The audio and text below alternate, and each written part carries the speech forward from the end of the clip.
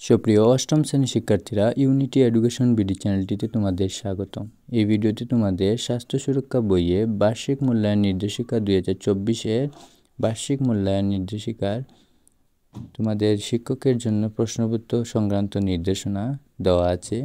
এরপর তোমাদের বার্ষিক পরীক্ষার সিলেবাস পাঠ্যক্রম দেওয়া আছে। প্রথম, আমার স্বাস্থ্য আমার সুরক্ষা। দ্বিতীয়, নিরাপদ খাবার নিরাপদ জীবন। তৃতীয়, শারীরিক ফিটনেস। চতুর্থ, আমার আত্মবিশ্বাস আমার পাতেও। পঞ্চম, কৈশোরের কথামালা। ষষ্ঠ, রোগব্যাধিকে সঠিকভাবে জানি, সুস্থ থাকার নিয়ম মানি। এরপর গ নম্বরে দেওয়া আছে মূল্যায়ন কাঠামো। শিক্ষণকালীন 30%, সামষ্টিক 70%-এ তোমাদের মূল্যায়ন হবে।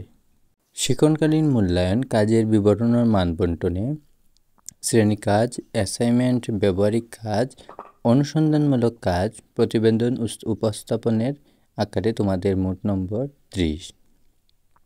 তারপরে দেওয়া আছে সামষ্টিক মূল্যায়ন প্রশ্নের দ্বারা ও মান বণ্টন।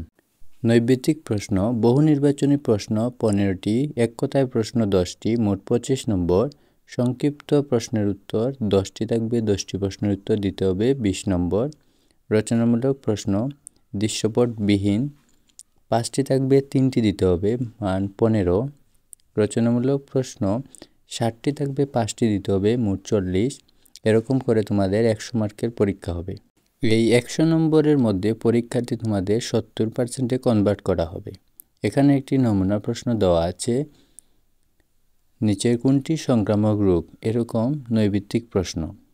এই নৈবেত্তিক প্রশ্নগুলো তোমরা ভালোভাবে দেখে নিবে, সেই আকারেই তোমাদের নৈবেত্তিক প্রশ্ন পরীক্ষায় আসবে।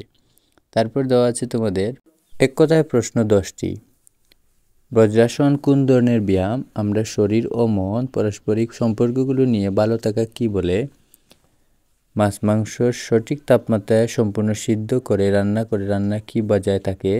আমাদের ভালো থাকার শারীরিক সুস্থতার জন্য কি প্রয়োজন? আন্তরিক প্রচেষ্টার মাধ্যমে আমাদের খাদ্য কি হতে পারে? এরকম 10টি প্রশ্ন। এখানে তোমাদের সংক্ষিপ্ত প্রশ্ন 10টি দেওয়া আছে। এই 10টি প্রশ্ন তোমরা ভালোভাবে দেখে নিবে। তারপর রচনামূলক প্রশ্ন দৃষ্টিপটবিহীন 3টি প্রশ্ন দেওয়া আছে এবং রচনামূলক প্রশ্ন দৃষ্টিপট নির্ভর এখানে 5টি দেওয়া আছে। তাহলে শিক্ষার্থীরা, এই ছিল তোমাদের বার্ষিক পরীক্ষার নির্দেশিকা।